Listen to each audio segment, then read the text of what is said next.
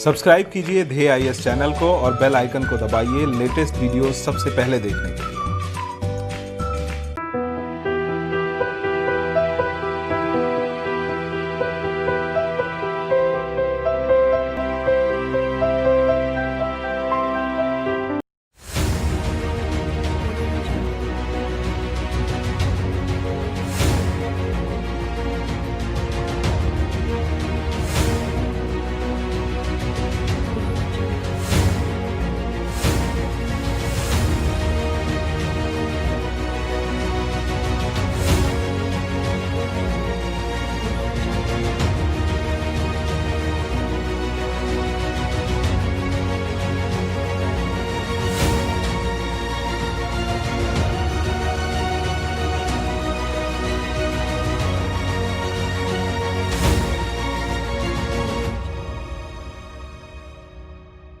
नमस्कार, मैं सुनील वर्मा ध्येय आईएएस टीम की ओर से आपका स्वागत करता हूं ध्येय टीवी पर। हम बात करेंगे डेली करंट अफेयर्स के एक खास सेगमेंट जिसका नाम है साप्ताहिक एमसीक्यू।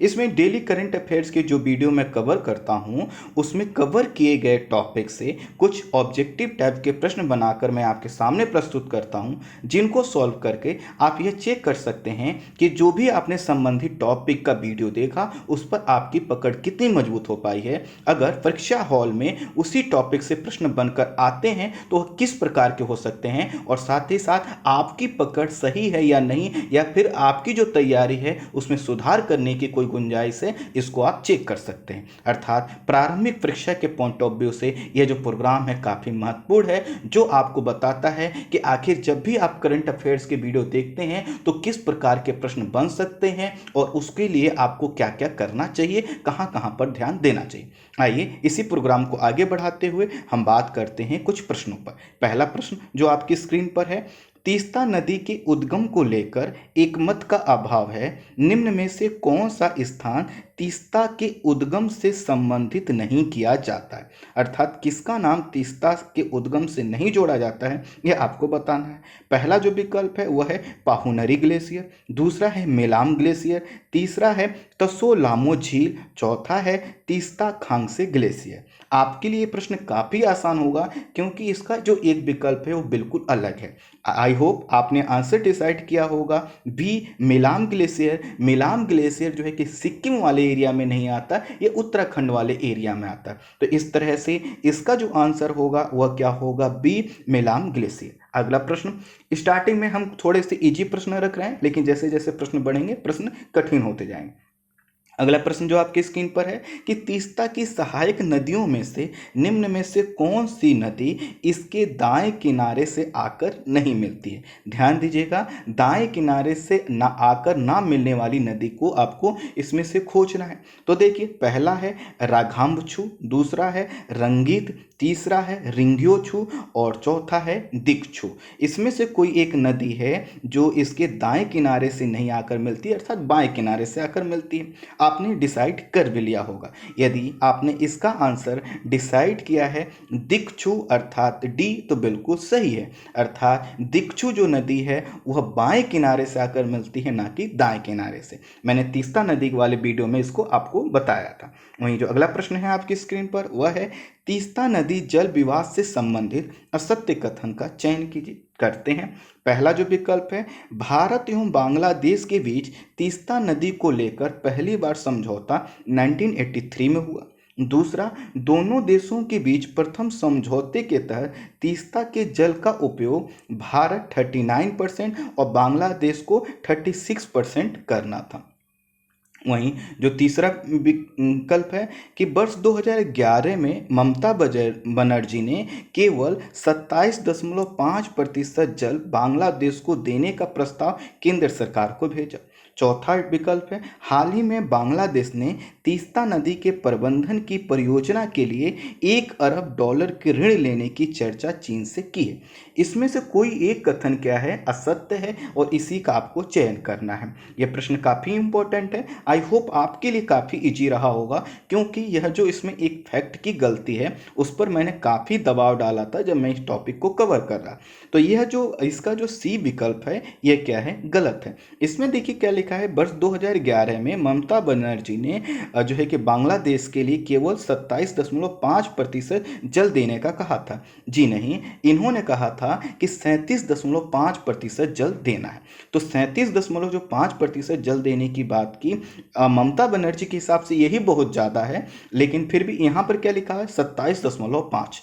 अब सोचिए बांग्लादेश को कितना देने का ऑफर किया गया था 37.5, फिर भी वो तैयार नहीं हुआ। इसलिए नहीं तैयार हुआ क्योंकि वह चाहता है कि 50-50 के रेशियो में क्या हो, जल का डिस्ट्रीब्यूशन हो। तो इस तरह से जो सी विकल्प है इसमें जो फैक्ट की गलती की गई है वो काफ़ी मेजर गलती है। तो इस तरह से आसानी से इसको आप जो है कि चयन कर सकते थे। अगला प्रश्न जो आपकी स्क्रीन पर है, रावी, व्यास और सतलज के अनुमानित 15.85 मिलियन एकड़ फीट, जिसको हम आगे बोलेंगे MAF, जल में से पंजाब को 7.20 MAF जल मिला। हरियाणा के अलग राज्य बनने के बाद केंद्र सरकार ने हरियाणा को कितना जल दिए जाने का आदेश पंजाब को दिया? आसान कर दो इस प्रश्न को। तो इसमें यह कहा गया है कि जो पंजाब को 7.20 MAF जो जल मिला था उसमें से हरियाणा को कितना देना था जब हरियाणा उससे अलग हो गया। आपके पास विकल्प सभी रखे हुए हैं।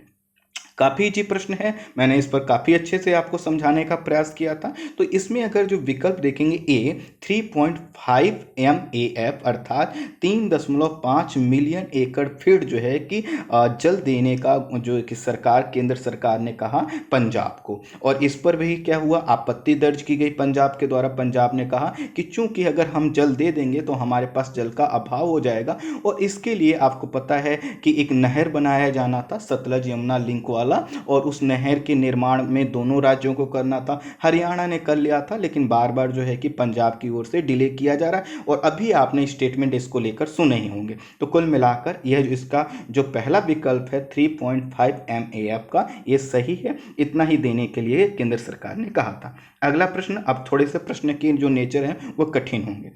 अगला प्रश्न जो है, माली देश के संदर्भ में निम्न कथनों पर विचार कर सही कूट का चयन कीजिए। अर्थात कोई इसमें से हो सकता है गलत भी हो और सही भी हो, तो कूट का चयन करना है। पहला कथन, इसका आधिकारिक नाम माली गणराज्य है। दूसरा यह कथन जो है, यह अफ्रीका महाद्वीप का 7वां सबसे बड़ा देश है। जो तीसरा कथन है, कपास, सोना और यूरेनियम इसकी अर्थव्यवस्था के आधार है। चौथा कथन, यहाँ तुआरेग समुदाय का सरकार से संघर्ष रहता है। उपरोक्त में से असत्य कथन के कूट का चयन करना है, अर्थात ये बताना है कि कौन से कथन असत्य हैं। तो एक बार कथनों को फिर से देखिए। कहा गया है पहले कथन में इसका आधिकारिक नाम माली गणराज्य है। दूसरे में कहा गया है कि अफ्रीका महाद्वीप का 7वां बड़ा देश है। तीसरा कथन कह रहा है कपास, सोना और यूरेनियम इसकी अर्थव्यवस्था के आधार। चौथा है कि यहाँ तुआरेग समुदाय का सरकार से संघर्ष रहता है। तो आपको चुनना है असत्य कथन। तो आपने असत्य कथन अपने डिसाइड कर लिए होंगे। मेरे हिसाब से कोई भी कथन असत्य नहीं है, इसलिए आंसर होगा डी, कोई नहीं। आगे बढ़ते हैं अगले प्रश्न पर। निम्न में से कौन कौन से देशों की सीमा माली से लगती है, ये आपको बताना है। काफ़ी इंपॉर्टेंट प्रश्न है, प्रारंभिक परीक्षा में इस प्रकार के प्रश्न काफ़ी टफ प्रश्नों की श्रेणी में आते हैं, पूछे जाते हैं। अब आपके प्रश्न स्क्रीन पर देखिए, जो प्रश्न है, निम्न में से कौन से देशों की सीमा माली से लगती है। तो नाम पहला है अल्जीरिया, दूसरा है नाइजर, तीसरा है गिनी, चौथा है सेनेगल और पांचवा है मॉरिटानिया। आपने डिसाइड कर लिया होगा। यदि आपने डिसाइड कर लिया होगा तो इसका जो सही आंसर है वह क्या है, उपरोक्त सभी, अर्थात सभी देशों की सीमा लगती है। जैसा कि मैंने आपको बताया था कि यह जो आप देखेंगे अब पश्चिमी जो अफ्रीका का क्षेत्र है उसके तहत आता है, और मैंने आपको इसका पूरा बाउंड्री दिखाया था कहाँ कहाँ पर लगती है। तो माली की जो बाउंड्री है आपके लिए इंपॉर्टेंट है। अगर आपने ध्यान नहीं दिया होगा प्लीज़ एक बार आप जो है कि मैप को देखिएगा। तो उपरोक्त सभी देशों के साथ क्या होती है, इसकी सीमा लगती है। डी आंसर होगा। अगला प्रश्न जो आपकी स्क्रीन पर है वह है, प्लास्टिक से होने वाले समुद्री प्रदूषण के संदर्भ में असत्य कथन का आपको चयन करना है। पहला जो कथन है, समुद्र में पहुंचने वाले प्लास्टिक की कुल मात्रा का 67% नदियों के माध्यम से समुद्र तक पहुंचता है। दूसरा कथन है कि अटलांटिक महासागर में 11.6 से 21.1 मिलियन टन माइक्रो प्लास्टिक होने का अनुमान है। सी है माइक्रोवीड से भी समुद्री प्रदूषण होता है। डी जो विकल्प है, प्लास्टिक से होने वाला समुद्री प्रदूषण मानवीय खाद्य श्रृंखला का एक भाग बन सकता है। अब आपको इसमें से कोई असत्य कथन का चयन करना है। आपके लिए काफ़ी इजी प्रश्न है। समुद्री जो है कि प्रदूषण के संदर्भ में जब हमने प्लास्टिक की बात की थी, पूरा मैंने बताया था कि आखिर प्लास्टिक का निर्माण कब हुआ, कैसे, कितना प्रोडक्शन होता है, कहाँ पे कितना प्लास्टिक मिला है। तो अगर इसका हम एक पहला विकल्प देखें तो इसमें कहा जा रहा है कि 67% जो है कि प्लास्टिक हमारे द्वारा जो यूज किया जाता है वो नदियों के माध्यम से पहुंचता है। बिल्कुल सही है। अटलांटिक महासागर में अभी जो है कि एक रिसर्च हुआ था और उसमें बताया गया था 11.6 से 21.1 मिलियन टन माइक्रो प्लास्टिक होने का अनुमान है। बिल्कुल सही। तीसरा है जो माइक्रोवीड से भी समुद्री प्रदूषण होता है। बिल्कुल सही। ये माइक्रोवीड्स क्या होते हैं? माइक्रो प्लास्टिक के छोटे छोटे कण होते हैं। जैसे आपने कॉस्मेटिक प्रोडक्ट्स जो होते हैं उसमें जो चमक क्रिएट करते हैं वो दरअसल प्लास्टिक ही होता है, तो उससे भी समुद्री प्रदूषण होता है। बिल्कुल सही। डी जो विकल्प है यह गलत है। इसमें लिखा है कि प्लास्टिक से होने वाला समुद्री प्रदूषण मानवीय खाद्य श्रृंखला का एक भाग बन सकता है। जी नहीं, भाग बन चुका है। ध्यान दीजिए, बन सकता है क्या मतलब कि अभी ये भाग नहीं बना है। ये गलत है कि प्लास्टिक से होने वाला समुद्री प्रदूषण मानवीय खाद्य श्रृंखला का भाग बन चुका है। कई जगह ऐसे केसेस आते हैं कि हम जो है कि कुछ लोग क्या होते हैं, मछलियों का जब उपभोग करते हैं तो उनके अंदर जो प्लास्टिक का कंटेंट होता है वो मनुष्यों में पहुंचता है। इसीलिए कहा जा रहा है कि आने वाले समय में सी फूड अर्थात जो सागरीय खाद्य है वह एक चुनौतीपूर्ण हो सकता है इस प्लास्टिक की उपज। तो इस तरह से अगर देखा जाए तो गलत जो स्टेटमेंट है वो डी है। आगे बढ़ते हैं अगले प्रश्न पर। इब्राहिम बाऊबकर केटा हाल ही में बहुत चर्चा में रहे। यह कौन है या कौन थे, ये आपको बताना है। पहला है यूनाइटेड नेशन के शांति कमेटी के अध्यक्ष हैं। दूसरा है सेनेगल के नवनिर्वाचित राष्ट्रपति जिनकी हत्या कर दी गई है। सी है वेनेजुएला के प्रधानमंत्री जिनकी कोरोना से मौत हो गई। डी है माली के राष्ट्रपति जिनका तख्ता पलट कर दिया गया है। आपके लिए काफ़ी आसान होगा यदि आपने ये वीडियो देखा होगा। तो इस पे जो वीडियो बनाया गया था माली पर बनाया गया था और इसका सही जो आंसर है वो क्या है? डी, माली के राष्ट्रपति हैं थे, अभी मतलब हैं, अब राष्ट्रपति नहीं रहे हैं लेकिन इनको हटा दिया गया है और तख्ता पलट कर दिया गया है। तो इस प्रकार के भी प्रश्न आपसे पूछे जाते हैं, तो इसका जो सही आंसर होगा वो है डी। अगले प्रश्न पर बढ़ते हैं और वह है संविधान से। मूल संविधान में 8 अनुसूचियां थीं जिनकी संख्या बढ़कर 12 हो गई है। 9वीं, 10वीं, 11वीं और 12वीं अनुसूचियों के जोड़े जाने के संबंध में क्रमशः संविधान संशोधन का कौन सा क्रम सही है, ये आपको बताना है। काफ़ी जो है कि जटिल प्रश्न हो सकता है अगर आपने थोड़ा सा भी जो है कि अनुसूचियों पर ध्यान नहीं दिया होगा। हालांकि अभी मैंने कुछ दिन पहले आपको 6वीं अनुसूची पर जब बात की थी तो मैंने काफ़ी डिटेल में इस पर बात की थी। तो अब देखिए, पहले आपके पास क्या विकल्प हैं कि लिखा हुआ है पहला ए विकल्प में पहला संविधान संशोधन, दूसरा 42वां संविधान संशोधन, फिर 72वां, 73वां, ऐसे ही पहला, फिर 52वां, 73वां, 74वां, फिर उसके बाद है पहला, 44वां, 73वां, 76वां। आई होप आपने इसको डिसाइड कर लिया होगा। यदि आपका पकड़ सही है तो आपने बी विकल्प चुना होगा कि पहला संविधान संशोधन से क्या हुआ था, 9वीं अनुसूची जोड़ी गई थी। 52 या 52 जो 52वां संविधान संशोधन है उसमें 10वीं अनुसूची जोड़ी गई। 73वें और 74वें से कम से जो है कि 11वीं और 12वीं अनुसूचियों को जोड़ा गया था। आंसर क्या होगा? बी आपका आंसर होगा। बाकी जो लिखे हैं उसमें गलत है। चलिए अगले प्रश्न पर बढ़ते हैं और वो है अनुसूचियों के ही संदर्भ में है। आपको अनुसूचियों के संदर्भ में असत्य कथन का चयन करना है। स्क्रीन पर आपके देखिए जितने भी कथन हैं इसमें से कोई कथन क्या है? असत्य है। पहला कथन कह रहा है या ये विकल्प कह रहा है दूसरी अनुसूची में राष्ट्रपति, राज्यपाल, कैग जैसे मुख्य पदाधिकारियों के वेतन भत्तों का वर्णन है। दूसरा कथन है चौथी अनुसूची में राज्यसभा में स्थानों का आवंटन किया गया है, अर्थात राज्यसभा में जो स्थानों का आवंटन होता है उसका जिक्र है चौथी अनुसूची में। सी विकल्प कह रहा है कि छठी अनुसूची में अरुणाचल प्रदेश, मेघालय, त्रिपुरा और मिजोरम के प्रशासन का उल्लेख है।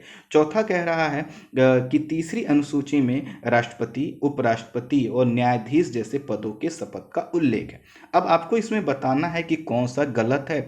आपके लिए काफ़ी ईजी होगा। अगर फिर से मैं कहूँ कि आपने वीडियो को ध्यान से देखा होगा तो जो इसका सी विकल्प है ना वो गलत है। देखिए छठी अनुसूची में किसको बता रहे हैं, अरुणाचल प्रदेश, मेघालय, त्रिपुरा और मिजोरम को। अरुणाचल प्रदेश तो है ही नहीं, इसको शामिल करने की मांग की जा रही है। असम अभी क्या है इसमें शामिल, तो 4 जो है कि राज्य शामिल है छठी अनुसूची में। कौन से हैं, असम है, मेघालय है, त्रिपुरा और मिजोरम। अरुणाचल प्रदेश नहीं है, इसको शामिल करने की बात की जा रही है। बाकी अनुसूचियों के संदर्भ में जितने स्टेटमेंट लिखे हैं ए, बी और डी, ये बिल्कुल सही है। अगले प्रश्न पर बढ़ते हैं। अरुणाचल प्रदेश की जनजातियां हैं से संबंधित कूट का चयन करिए। अर्थात आपको ये बताना है कौन कौन सी जनजातियां अरुणाचल प्रदेश से हैं, ये आपको बताना है। इजी प्रश्न भी है और टफ भी है, ये इस पर मैटर करता है कि आपने कितना ध्यान दिया होगा। तो पहला विकल्प है बुगुन, हासो, तीसरा सिंगफोस, चौथा है मेम्बासा, पांचवा है मुनापा। अब सही कूट का चयन करना है कि जो अरुणाचल प्रदेश की जनजातियों से हों, तो आपकी स्क्रीन पर पहले नाम ध्यान से पढ़ लीजिए, फिर आपके लिए काफ़ी आसान होगा। बुगुन है, हासो है, सिंगफोस है, मेम्बास है और मोनापा है। तो मुनपा है, जो भी आप इसको पढ़ें आप इसको। तो अब देखिए अगर आपने सही कूट का चयन कर लिया होगा तो आपने सभी जनजातियों को इसमें शामिल किया होगा। इसका जो आंसर सही है वह है डी, सभी विकल्प क्या है सही है। जितनी जनजातियों का नाम लिखा है सभी अरुणाचल प्रदेश से हैं। ठीक है, ये किसी भी प्रकार का प्रश्न बन सकता है, इसलिए इसको आप हमेशा जो है कि ध्यान रखिएगा। अगला प्रश्न है अनुच्छेद 371A का संबंध निम्न में से किस राज्य या संघ शासित क्षेत्र से है, ये आपको बताना है। ये भी प्रश्न ठीक है लेकिन थोड़ा सा इजी टाइप का है, लेकिन फिर भी ये इजी तभी होगा जब आपने पढ़ा होगा। पहला विकल्प है लद्दाख, दूसरा है अंडमान निकोबार, तीसरा है लक्षद्वीप और डी है इनमें से कोई नहीं। आई होप आपने डिसाइड कर लिया होगा। जैसे ही अनुच्छेद 371A सुनते हैं हमारे दिमाग में एक ही राज्य आना चाहिए, वो है नागालैंड। तो नागालैंड इसमें है नहीं, तो हमारा आंसर क्या होगा, डी, इनमें से कोई नहीं। अगले प्रश्न पर बढ़ते हैं। बायोएथेनॉल के संबंध में असत्य कथन का चयन करते हैं। चलिए अब देखिए 4 विकल्प हैं ए, बी, सी, डी। कोई कथन क्या है असत्य है, इसको आपको चयन करना है। इथेनॉल जल रहित एथिल एल्कोहल है। दूसरा विकल्प बायोएथेनॉल ऐसे पदार्थों से प्राप्त होता है जिसमें शर्करा अर्थात स्टार्च की मात्रा कम होती है। तीसरा है वर्तमान समय में इथेनॉल ब्लेंडेड पेट्रोल के तहत 5% इथेनॉल को मिलाया जाता है।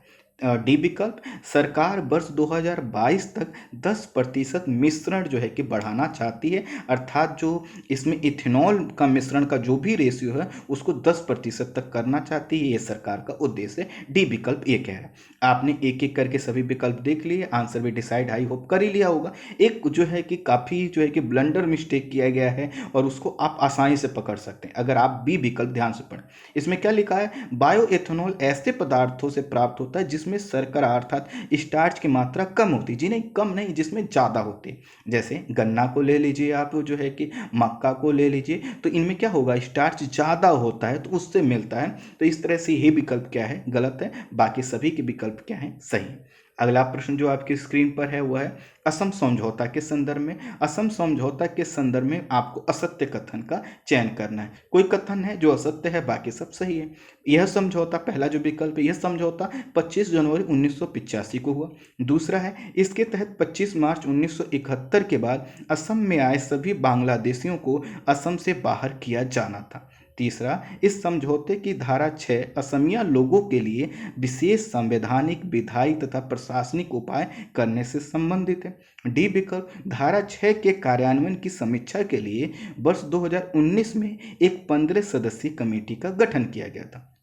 अब आपको बताना है कि कौन सा कथन असत्य है। काफ़ी इजी प्रश्न है, बहुत ही इजी प्रश्न है, क्योंकि असम अकॉर्ड तो हमेशा चर्चा में बना रहता है। अगर हमारे ऐसे प्रश्न हम गलती करते हैं तो ये मान के चलिए हम तैयारी कर रहे हैं कि हमको जानबूझकर फेल होना है। ठीक है, आई होप आपने इसमें गलती बिल्कुल नहीं किया होगा। आपने इसका जो गलत विकल्प है वह चुना होगा ए, समझौता 25 जनवरी 1985 को नहीं हुआ था, ये 15 अगस्त 1985 को हुआ था। तो इस तरह से यह पहला स्टेटमेंट क्या है, गलत है। बाकी जो बी, सी, डी विकल्प हैं वो बिल्कुल सही। अगले प्रश्न पर बढ़ते हैं। छोटा प्रश्न है लेकिन काफ़ी अच्छा प्रश्न है। कन्वेंशन 182 का संबंध निम्न में से किस संस्था से है, ये आपको बताना है। पहला जो विकल्प है वह है यूएनओ, दूसरा है यूनेप, तीसरा है ILO और डी है WHO। आपके लिए इजी प्रश्न होना चाहिए, काफ़ी इजी होना चाहिए, क्योंकि इसी पर जो है कि हमने पूरा वीडियो कवर किया है। तो कन्वेंशन 182 का जो संबंध है वह किससे है? इंटरनेशनल लेबर ऑर्गेनाइजेशन से। और यह क्यों चर्चा में था? क्योंकि इसमें बात की गई है कि जो हमारे यहाँ जो चाइल्ड लेबर है उसको कम किया जाए, और इसी चाइल्ड लेबर से संबंधित है, इसीलिए काफ़ी जो है कि चर्चा में बना रहता है। तो इस तरह से 182 कन्वेंशन का संबंध किससे? ILO से। अब उसके बाद अगला जो प्रश्न है वह है, निम्न में से ILO के किस कन्वेंशन ने सार्वभौमिक अनुसमर्थन प्राप्त किया है? अर्थात ऐसा कोई जो है कि कन्वेंशन है जो यूनिवर्सली रेटिफाइड कर दिया गया है, ये आपको बताना। पहला विकल्प है कन्वेंशन 182, दूसरा विकल्प है कन्वेंशन 87, तीसरा विकल्प है कन्वेंशन 105 और डी विकल्प है कन्वेंशन 100। यह जितने भी कन्वेंशन थे सब पर मैंने बताया था कि आखिर ये क्या हैं, किस चीज़ में क्या लिखा गया है। तो अगर आपने नहीं देखा होगा तो कन्वेंशन 182 का जो वीडियो है उसको देख लीजिएगा, तो आपको सब पता चल जाएगा। तो कुल मिलाकर मैंने बताया था कि ILO का यह कन्वेंशन 182 ही कन्वेंशन है जिसने क्या किया, पूरा समर्थन प्राप्त कर लिया है। और मैंने टोंगा का नाम बताया था कि टोंगा ने जैसे ही इसको समर्थन प्राप्त किया, इसको रेटिफाई किया, तो 187 कंट्री टोटल, जितनी 187 इसके जो सहायक देश हैं, इसके जो सदस्य देश हैं, सभी ने क्या हो गया, रेटिफाई कर दिया है अब तक। तो इस तरह से कन्वेंशन 182 ही क्या है, ILO का कन्वेंशन है जिसको यूनिवर्सली रेटिफाइड कर दिया गया है। आपके लिए काफ़ी इजी प्रश्न होना चाहिए था। अगला प्रश्न जो आपकी स्क्रीन पर है थोड़ा सा टफ है, लेकिन प्रश्नों को करना तो होगा ही। पहला ये प्रश्न देखिए, भारतीय संविधान के संदर्भ में निम्न में से कौन सा अनुच्छेद सही नहीं है? अर्थात अनुच्छेद की बात की गई है, और ये आपके लिए इजी प्रश्न हो सकता है थोड़ा सा अगर आपने पॉलिटी पर कमांड बनाया है। देखिए अनुच्छेद 15 राज्य क्या कहता है? अनुच्छेद 15 ए के हिसाब से लिखा है। देखिए ए विकल्प जो लिखा है उसके अनुसार अनुच्छेद 15 क्या कहता है? राज्य किसी नागरिक के प्रति केवल धर्म, मूल वंश, जाति, लिंग या जन्म स्थान के आधार पर विभेद नहीं करेगा।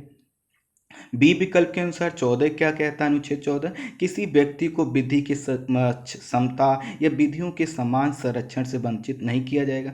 सी विकल्प क्या कहता है? अनुच्छेद 16, राज्य के अधीन किसी पद पर नियोजन या नियुक्ति से संबंधित विषयों में सभी नागरिकों के लिए अवसर की समता होगी। डी विकल्प क्या कहता है? अनुच्छेद 16 3 के संदर्भ में डी विकल्प है, इस अनुच्छेद की कोई बात संसद या विधानसभा को ऐसी विधि बनाने से निवारित नहीं करेगी जिसमें राज्य क्षेत्र के भीतर निवास संबंधी अपेक्षा विहित हो। आपके लिए जो प्रश्न है ये काफ़ी इजी होना चाहिए, बहुत ही इजी होना चाहिए, और इस पर मैंने पूरा वीडियो कवर किया था आरक्षण संबंधी मुद्दे पर जब हमने बात की थी। तो इसमें देखिए अगर आपने विकल्प गलत जो विकल्प चूंकि आपको चुनना है, देखिए इसमें क्या है, कौन सा अनुच्छेद सही नहीं है और यह बताना है, तो डी विकल्प क्या है, सही नहीं है। इसमें देखिए क्या लिखा है, 16(3) क्या कहता है? इस अनुच्छेद की कोई बात संसद या विधानसभा, तो देखिए ये सिर्फ संसद अगर होता तो ठीक था, यहाँ पे क्या लिख दिया है, विधानसभा को ऐसी विधि बनाने से निवारित नहीं करेगी जिसमें राज्य क्षेत्र के भीतर निवास संबंधी अपेक्षा विहित की, अर्थात किसी नौकरी के संदर्भ में या किसी चीज के संदर्भ में निवास संबंधी जो अर्हता है वह लागू करने की जिम्मेदारी सिर्फ और सिर्फ संसद के पास है, विधानसभा के पास नहीं है। और इस तरह से इसमें लिखा है विधानसभा, तो यह विकल्प क्या है, गलत है। बाकी जितनी चीजें लिखी हैं ए बी सी में सभी सही है, 16(3) में भी सब कुछ सही है, यदि हम यहाँ पर क्या करें, विधानसभा को हटा दें। अगला प्रश्न जो आपकी स्क्रीन पर है वह है, निम्न में से RBI किससे लाभ प्राप्त करती है, ये आपको बताना है। पहला कथन है जो है कि डॉलर की खरीद बिक्री और आपूर्ति से, दूसरा है विदेशी बॉन्ड में निवेश से, तीसरा है भारत सरकार के बॉन्ड की खरीद बिक्री से, चौथा है सोने की खरीद बिक्री से। ये आपको बताना है। तो अब देखिए इसमें से आपने डिसाइड कर लिया होगा कि कौन सा सही है। तो इसका जो डी विकल्प है 1 2 3 4, अर्थात जितने विकल्प दिए गए हैं सभी विकल्पों से क्या होता है कि यह जो है कि RBI लाभ प्राप्त करता है, अर्थात वो डॉलर की जो है कि खरीद कर लेता है कम मूल्य पर, जब उसकी मांग ज़्यादा होती है तो बेच देता है, तो उससे लाभ हो जाता है। विदेशी जो बॉन्ड निकाले जाते हैं उसमें भी RBI निवेश करता है, साथ ही साथ भारत सरकार के बॉन्ड भी खरीदता है और सोने की खरीद बिक्री भी करता है। तो यही क्या थे आज के प्रश्न थे। आई होप आपने इसको जो है कि एंजॉय किया होगा, सीखा होगा और ये ध्यान दिया होगा कि कहाँ ऐसी गलतियां हो रही थी जिससे कोई भी अगर आपका प्रश्न गलत हुआ है तो उसको कैसे दूर किया जा सकता है। तो आज की वीडियो में इतना ही। Thank you so much.